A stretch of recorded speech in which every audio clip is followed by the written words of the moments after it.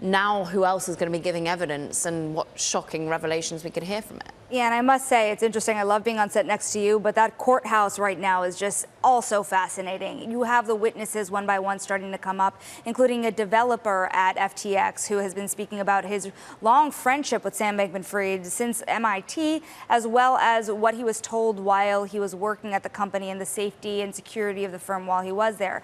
More interestingly, you have Gary Wang, who is the former technology officer, co-founder of FTX, expected to testify as early as today. Remember, Gary Wang was one of the people who had pled guilty and is a cooperating witness for the trial, one of three very important key figures from the very inner workings of FTX. As we know, the prosecution has drawn out that really there were only a few people that knew the extent to which this fraud was carried out. And one of the key people is Caroline Ellison, who, of course, was heading up Alameda Research, which ultimately was attested to be sharing and commingling funds from an early day. The Caroline Ellison part of this is just becoming more and more pronounced as this trial goes on. She was brought up both in the prosecution's opening arguments as well as the defense. For the prosecution, remember that inner circle I was talking about, they were talking about bringing her to the fore along with some of the other co-founders for them to explain their interactions with Sam Bankman-Fried alongside the evidence that will be presented.